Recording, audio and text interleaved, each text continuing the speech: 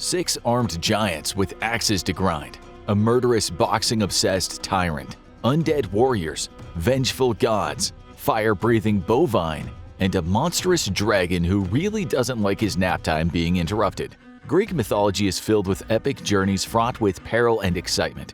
There's the tale of Odysseus and his encounters with monsters, with magic, and with islands full of lotus eaters. There's Hercules and his quest to complete the 12 laborers. And then, there's one of the most epic journeys of all, the myth of Jason and the Argonauts. The story of Jason begins in the city of Iolcos, where King Pelias seized the throne from Jason's father. Jason grew up far away from the city, raised by Chiron, a centaur who also mentored Achilles. Pelias consulted an oracle for guidance on holding onto his throne, and he was warned to be aware of a man wearing only one sandal. Years later, Jason arrived in Iolcos. On his way there, he lost one of his sandals in the river Anaros while helping out an old woman who turned out to be the goddess Hera in disguise. When Pelias saw the young man before him, wearing only one sandal, he told him that Jason would only be able to take the throne if he went on a quest to find and retrieve the Golden Fleece. The Golden Fleece could be found in Colchis, where it had been gifted to the king after the golden-winged ram was sacrificed to Poseidon. In order to retrieve the fleece, Jason would have to make the long journey to Colchis and somehow get it away from the king. He would need the right ship and the right team in order to complete the quest. And so he prepared the ship built by the shipwright Argos with the guidance of Athena and christened the Argo and recruited a crew of 50 men, the Argonauts. Among the Argonauts was Orpheus, son of the muse Calliope, Peleus, father of Achilles, Castor, son of King Tyndareus, and Polydeuce, son of Zeus. The hero Heracles also joined for a portion of the journey. It was the Avengers of Greek mythology. The Argonauts were no ordinary crew, and the Argo was no ordinary ship. It was equipped with timber from the Dodona, sacred oaks that served as oracles of Zeus. The Dodona was attached to the bow of the Argo, where it could guide and advise Jason.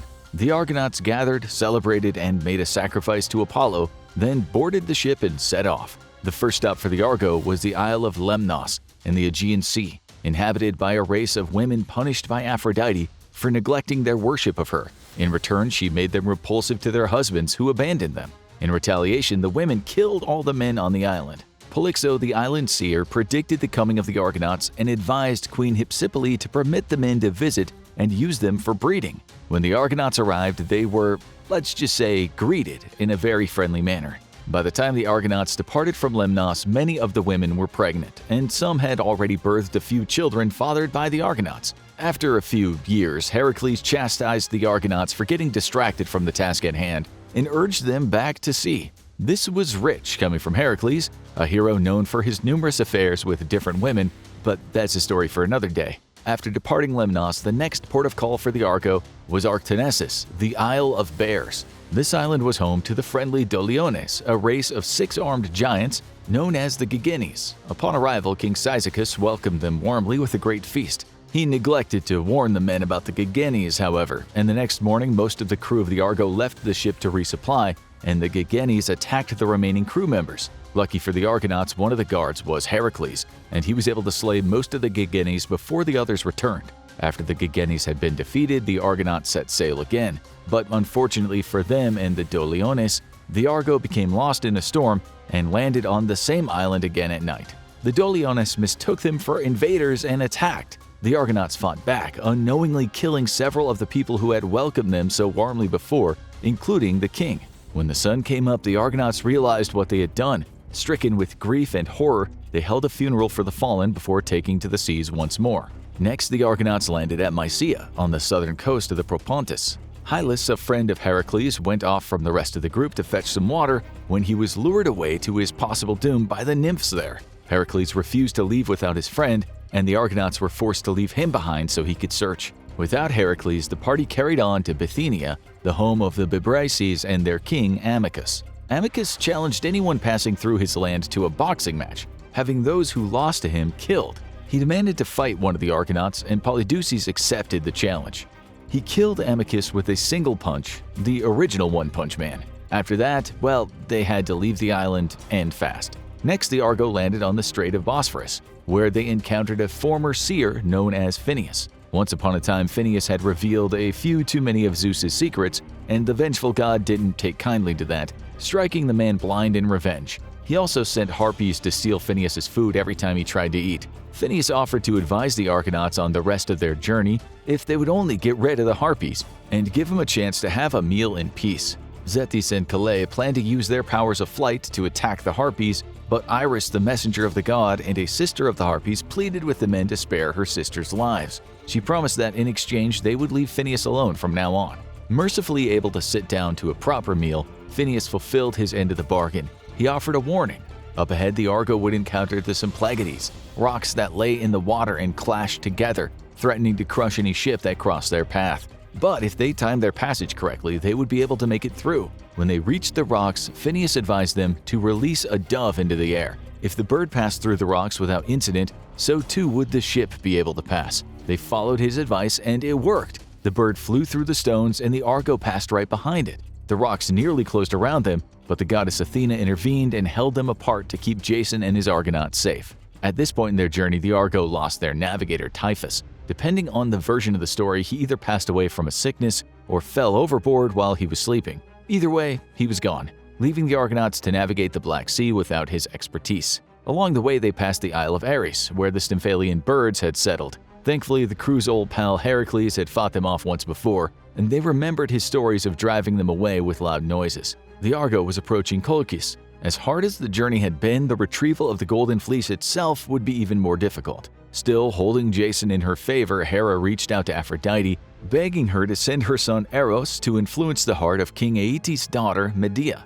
If Medea fell in love with Jason, she would be an immense help to him as he worked to claim the Golden Fleece. King Aeetes agreed to give the fleece to Jason, but only if he could complete 3 tasks first. They seemed impossible, and Jason was certain he'd be unable to do it, but Medea, now in love with the hero, offered to help him with the tasks. First, Jason was instructed to yoke 2 fire-breathing oxen, called the Kalkotauroi, and plow a field where dragon's teeth could then be planted. To assist them, Medea offered Jason an ointment that protected him from the oxen's fire. With the ointment keeping him safe, Jason successfully wrestled the oxen and yoked them, plowing the fields as Aeetes had requested. Once the field was plowed, the dragon's teeth were planted there. They transformed into stone warriors that sprang from the ground and attacked Jason. Luckily, Medea had prepared him for this task as well. Before the stone warriors were able to harm him, Jason tossed a stone into the crowd. None of the soldiers could tell where the rock came from, and so they resorted to attacking each other. They destroyed their own ranks without Jason having to fight any of them. There was one more task to complete, sealing the Golden Fleece itself. King Aeetes was secretly plotting to kill Jason and his crew before they could get a hold of the fleece, but Medea offered to help Jason finish his quest if he would agree to take her away with him when he left. He agreed, and with their deal struck, it was time to steal the fleece and run. The oxen were out of the way, but there was another beast guarding the fleece, a sleepless dragon. What happened next depends on the version of the story. In some variations, Medea instructed Orpheus to lull the dragon to sleep with a song. In others, she crafted another herbal potion, which Jason sprayed on the dragon, causing it to fall asleep. In any case, once the dragon was asleep, the Golden Fleece was Jason's for the taking. He snuck past the sleeping dragon and snatched the fleece from the sacred oak where it hung. The king chased after Medea and Jason as they ran, but Medea distracted her father by killing her brother, Apsyrtus. In some versions of the myth, she threw pieces of his body into the sea, causing her father to stop to retrieve them. In another version, she lured him into a trap so that Jason could kill him and then chop off his fingers and toes. How's that for a dysfunctional family? But the two escaped, and along with the Argonauts, they set sail once more. According to the myths, there are a few different versions of the route Jason and the Argonauts took to get back home. According to Apollonius's Argonautica, the Argo returned by crossing the Black Sea, then followed what's now called the Danube to the Adriatic Sea, emerging somewhere near Trieste, Italy, or Rijeka, Croatia. They passed Italy, then the southern coast of France, then stopped at the island where Circe, the nymph and enchantress, lived. There, she performed a ritual cleansing to purify them of the murder of Medea's brother before the journey continued. Next, like Odysseus once had, the Argonauts passed by the Sirens, but Orpheus was an even better musician than they were and played his lyre so sweetly that it drowned out the siren song. From there, the Argo stopped for a much-needed rest in Crete. But there would be no rest for Jason and his crew there. Instead, they came up against Talos, a giant bronze man who guarded the island. As the Argo approached his domain, Talos threw enormous stones at the ship to keep it from getting any closer. Talos was nearly indestructible except for one single weakness. No, it wasn't his heel, it was his ankle. or rather a single vein of ichor that ran all along his body from his neck to his ankle, held shut by one bronze nail. Medea cast a spell to remove the nail, opening the vein and causing Talos to bleed to death. With them out of the way, the Argo could carry on. Before we see Jason arrive back home, we should acknowledge some of the alternate routes proposed by other writers. The poet Pindar in Pythian 4 described the Argo's journey home as a trip eastward, following the river Phasis to the Caspian Sea, then following the river ocean of myth to somewhere to the south of Libya, then they headed back to the Mediterranean.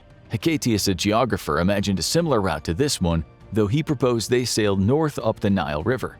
No matter what route the Argo took, it managed to eventually return home to Iolcus. While the Argonauts celebrated a successful journey and a quest completed, Jason was troubled by something. His father had grown old and frail, unable to participate in celebrating the return of his own son. Jason pleaded with Medea to help his father, offering up a few years of his own life to restore his father's strength. Medea agreed, but didn't need to use any of Jason's life force to help his father. She cut Jason's father's neck, draining some blood from his body, and replaced it with an herbal potion that revitalized him, making him young and strong again. Peleus's daughters saw this feat and asked Medea to do the same for their father. She agreed, but with one change to her method. She claimed that she could do an even better job if she chopped up Peleus's body and boiled it with special magic herbs. She demonstrated this with a ram who leaped from the pot as a lamb again. So Peleus's daughters chopped up their father and threw him in a pot. But Medea didn't add the herbs, so all the women were left with was some dead dad stew. Peleus' son Acastus took the throne and cast Jason and Medea out of the country. Together, the couple fled to Corinth. Jason pursued Creusa, the king's daughter, planning to marry her. Obviously, Medea had objections to that, but Jason didn't take her feelings seriously. He wrote them off as nothing more than Eros' interference. Furious, Medea gifted Creusa with a cursed dress. When she wore it, she burst into flames, killing her and her father. Then Medea took off for Athens, where she would continue her story as the evil stepmother of Theseus. Meanwhile, Jason had betrayed his wife, which in Hera's book is a pretty massive no-no, so she removed her favor for him. Jason eventually returned home and took the throne, but things were never the same. He met a bitter demise, alone and unloved. He was sleeping beneath the ruins of the Argo one night when the old rotten beams collapsed and the ship crushed him to death. Some historians have suggested that the tale of Jason and the Golden Fleece might have a crumb of truth in it. The ancient kingdom of Colchis refers to the Svaneti region of Georgia near the Black Sea. This area was known for its gold, harvested by catching flecks of gold in mountain streams with sheepskins strung across the water like a fishing net. This traditional technique dates back thousands of years and may have inspired the image of the Golden Fleece. Perhaps there was a real Jason who followed the route from Iolcus to Colchis with a small crew of sailors to trade gold there. During the famous California gold rush, the miners who traveled west in search of gold were sometimes referred to as Argonauts, in a nod to the story of Jason. Much like Jason, many of these Argonauts met a bitter end as well, finding only disappointment where they sought their fortune. Not all difficult pursuits lead to riches. All that glitters is not gold. Now check out what the Bible actually says about the devil, or watch this video instead.